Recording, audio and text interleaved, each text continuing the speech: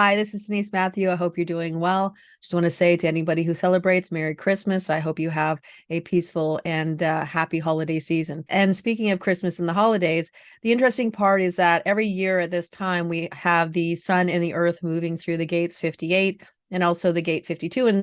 And if you look at the energies of how different they are, we have the 52 that's really about sort of settling in and being quiet and kind of getting into a meditation mode, or looking at the world beyond the work and the chaos and the hecticness.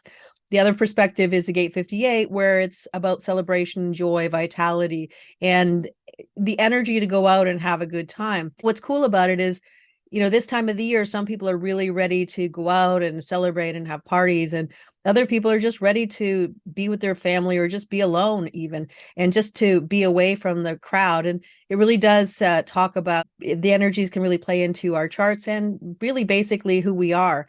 And it kind of explains a lot of the times how we may not want to be out. If you're in a position where you're expected to go out and have a party, and yet you have the gate 52 activating your chart or connecting with the gate 9 in your body graphs. So with that said, let's get into the details. So we have the sun moving into the gate 58 and the earth into the gate 52. And both of these gates are collective logical energy. And they're also both root energy, which can bring pressure to improve your life and also to sit with the details that you have in your life and decide where you want to go forward. With the gate 58, it brings us joy and a zest for life. And this is even vitality that says that all life depends on order and patterns that maintain the stability of life and the collective. So the gate 58 is pressure, and it's also a motor that energizes the logical need to experiment and to get patterns right so that we can have a safe environment for everyone. There can even be love within this energy that really talks about providing just the right pattern to satisfy a need for stability. This, of course, can also be the energy for celebration, enjoying life. And as I said, if you respond to this energy, if you have the gate 18 or if you have a lot of logical energy, then you might respond to this energy in that you want to have a party and enjoy, and even think about the future, about where you want to go and the things you want to implement in your life to somehow improve your life. It can also be the energy of having too much of a good time, not wanting the party to end, and just wanting to continue on with the excitement and joy of having a lot of fun. If you have a hanging gate 58 and you don't have the criticism or the correction of the gate 18, it might be that you have an idea that you want to improve things, but you're not exactly sure how to make that happen. And if that's the case, you will eventually find that other half of that channel, because electromagnetics or the harmonic or the other part of that channel is naturally aligned with connecting with you. The gate 52 is powerful format energy, and it encourages you to take a minute to see where you are in your life. This is where you can take stock of the steps that you've already taken to get where you are right now and how many more you might need to take in the future. It's also a time of recalibration and deciding where to place your focus going forward into the future. So it really is a beautiful energy for the end of the year, where you are kind of calibrating what you've done. And you're probably discovering that you've done a lot more than you think you did. And if you haven't, this is a time to start making goals and plans for the future, ones that you can implement when both Mars and Mercury go forward, as of the 19th of January, 2023.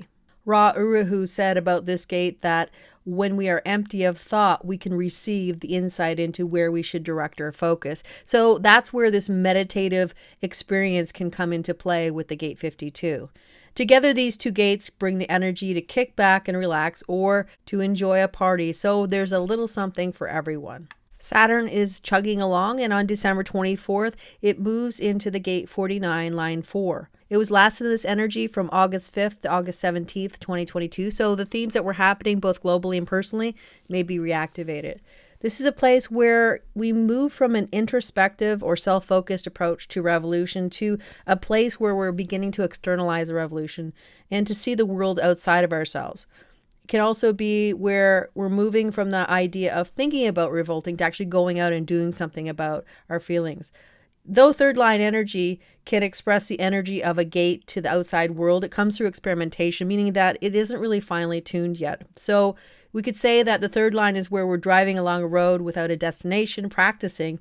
And when we get to the fourth line, it's where we input the GPS coordinates to get somewhere specific. When we get to the fourth line, there's a fixed pattern and a singularity of focus that is both influential and very specific about the agenda or revolution that you're waging.